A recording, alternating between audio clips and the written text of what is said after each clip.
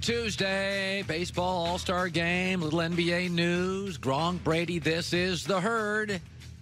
Wherever you may be and however you may be listening, live in Los Angeles, iHeartRadio, Fox Sports Radio, and FS1. Joy Taylor is joining me after a crazy weekend and a crazy Monday. Everything's coming down a little bit. There's a lot of sports going on here for the next few days. Joy, how are you? I'm great. What was it? It was Marvelous Monday, so today's Terrific Tuesday. Yeah, Terrific Tuesday. Turn Up Tuesday. Turn Up Tuesday, yeah. Throwback Thursday or something. So yesterday, I want to start your show with this. Yesterday, I had to do an interview after the show. Didn't have to. I was asked to do an interview with Dennis Miller, the comedian. Before I went on the interview, you know, you go into like a prep room, a makeup room, and the lady was, she put on makeup, and I started talking to her, and she was a military kid. And I always loved talking to kids whose parents were in the military because they bounced around the country and they had to go into schools and out of schools. And what I find with kids that go into the military, and maybe the parents feel a little guilt bouncing around the country and stuff, but you know what I find with military kids? They're adaptable. They make friends quickly. They're not reticent to change. They kind of embrace it. They like new stuff. They don't romanticize the past. They're not traditionalists. They're really good at adapting and moving. And the world's never moved faster because technology and sports and analytics, everything moves fast. Sports move fast. NBA centers, they've disappeared. Fullbacks in the NFL, where'd they go? And I was thinking about this. LeBron James, as far as I know, nobody in his family, you know, he didn't bounce around with the military, but LeBron had a different childhood, or maybe similar to a lot of people. He didn't go to the perfect prep school. It wasn't the old, you know, perfect family. He had a lot of change. He moved around a lot. And like a military kid, it's one of the reasons I think maybe LeBron has always been great at adapting. For all Kobe Bryant's gifts, his game was his game. LeBron James is now going to be a point guard for the Lakers. That was announced yesterday. Chris Haynes is like, yeah, they're going to play him at point guard. And my takeaway is, oh, this is perfect for LeBron. LeBron is a great pivoter. Tom Brady, by the way, great pivoter. Aaron Rodgers, little rigid, doesn't want to change. It's amazing when I sat yesterday and talked to the young lady as I was getting ready to go to the Dennis Miller show, right? And she just, I'd just been here, and she'd lived there, and she'd had that job and that job. She seemed incredibly carefree and happy, no stress. She's like, I'm a military kid. We just learned to adapt. LeBron James, in the middle of his career, the game changed.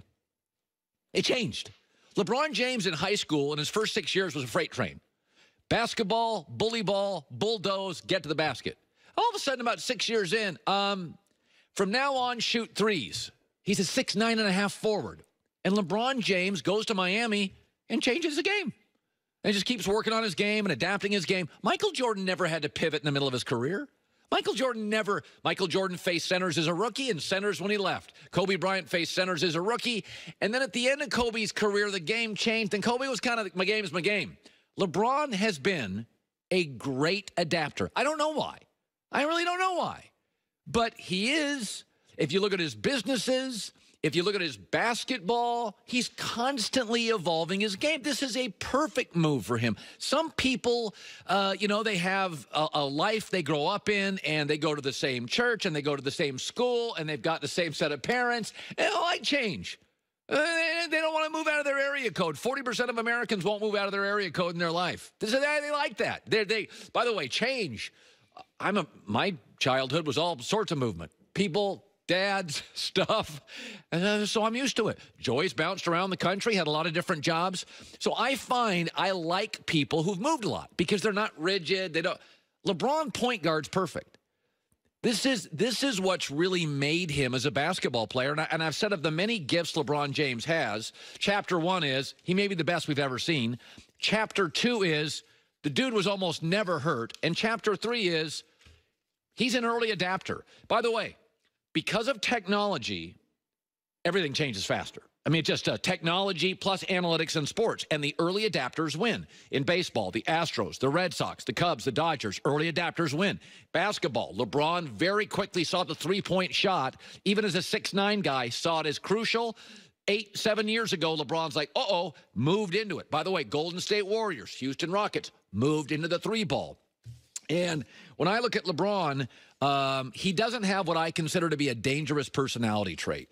And maybe this used to be a great trait, but I think it's a dangerous personality trait now. Romanticizing the past, not willing to change. LeBron moving to point guard, I'm like, oh, this would be great. He's got wings. The Lakers signed a bunch of shooters now. I got Jared Dudley, Avery Bradley, Danny Green, Quinn Cook. I think it'll be easy. And I'll say this. A lot of my favorite athletes, Brett Favre, not a great adapter. This is my offense. This is why I'm going to run it. Aaron Rodgers is great. Little bit stubborn.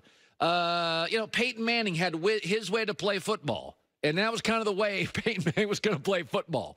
But I think LeBron will be perfect. I think he's built for this. I don't know where it comes from. I think it's an amazing quality.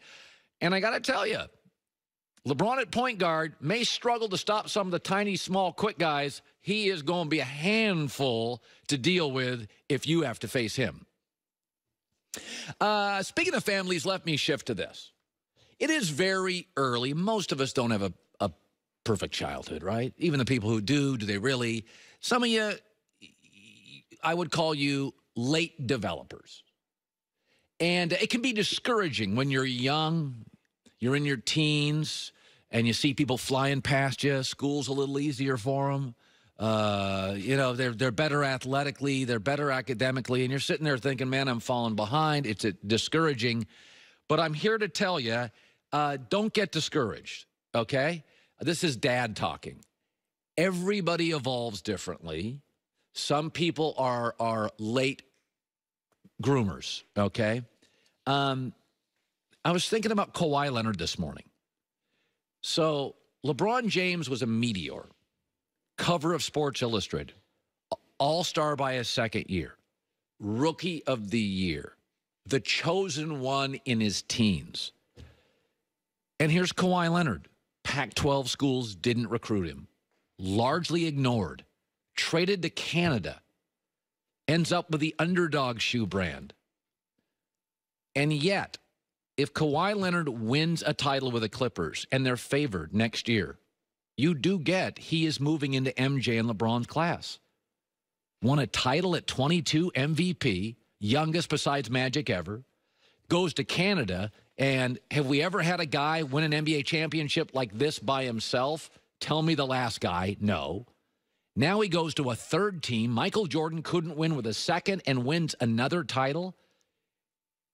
Folks, he's getting into a very rarefied basketball era in my life. Third team title. And what I think is encouraging about Kawhi Leonard is that when you juxtapose him with Michael Jordan, who went to North Carolina and McDonald's All-American and Phil Jackson and one team and LeBron James is a meteor. He's the number one player. And here's Kawhi Leonard moving right into their class. Nobody on the West Coast, forget the East. He played in California. Nobody wanted him. It happened in football. Peyton Manning was the number one high school quarterback and the number one college quarterback and the number one pick. And he started as a rookie. And he set the rookie scoring touchdown passing record. And then Tom Brady was actually in high school. He wanted to go to USC, and they weren't interested. And then he went to Michigan, and he struggled to start. And then he got drafted in the 6th round, and he backed up Drew Bledsoe. He's the classic Kawhi Leonard, the slow build.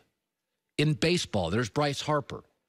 Bryce Harper's on the cover of a magazine at 15, 16. He's the chosen one. He's the phenom. He gets the shoe deal. Minor league baseball, Pshaw. And then there's Christian Yelich. Yelich for the Milwaukee Brewers. Didn't make an all-star team until 26. 6 years in the minors. It took people in Milwaukee to figure out who he was. Right now, Yelich is a better player than Bryce Harper. Tiger Woods was a phenom at 15 and 16, winning juniors. 11 years old, was represented by IMG. At 3, he was on television with his late father on the Michael Douglas show, putting. And yet here's Brooks Koepka. Didn't get his card until he was 24. Didn't really explode until he was 27. Years of struggle and irrelevance. Kawhi Leonard, the slow build. Tom Brady, the slow build. Christian Yelich, the slow build. Brooks Koepka, the slow build.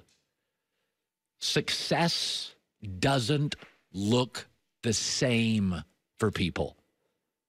Don't get discouraged. Don't get bummed out. Some people have more support early. Some people take a while to evolve, to connect, to grow up, to mature physically, to mature emotionally. You look around sports right now, it's a very, very even combination of slow builders, late to star, and phenoms at 16. There is no one path to greatness. Maybe in business it's different. Maybe in other fields, politics, it's different. But the world I'm watching in sports, Yelich, Koepka, Kawhi, Brady, don't face the early pressure. Have that chip on their shoulder because all the doubters maybe don't get the support and the relevance early. But the late adapters and the slow builders, you know what? Not everybody evolves at the same speed. They're doing just fine. Remember Steve Fisher, San Diego State coach that recruited as much as you could recruit Kawhi Leonard? They never saw this coming. When we recruited Kawhi, we talked and said, he's a pro. And I don't say that often about guys that we've recruited. Our thought was if he stays healthy and keeps growing his game, which we think he will, he could be a long-time pro. But to say he would be an elite top 5 player in the world right now, no one, I think, could say that they saw that coming. So, by the way, Zion Williamson, he'll be the meteor. Ja Morant, just drafted. He may be the meteor. But there's going to be somebody in last year's draft, this year's draft, or next year's draft that will be just as good a player, and you didn't watch them play for a second in high school or a second in college, or maybe a second in the first 3 years in the NBA. It took Kawhi Leonard 4 years to pop, and he wasn't an all-star until year 7. Coming up next, UFOs, until I see a little green man, do not exist. And I do not believe baseballs are juiced until you prove it to me, despite what Justin Verlander says. That's coming up. Summer is here, and you know what that means. Guess what I did last night? More grilling. This is what I do for the next 4 months. If you're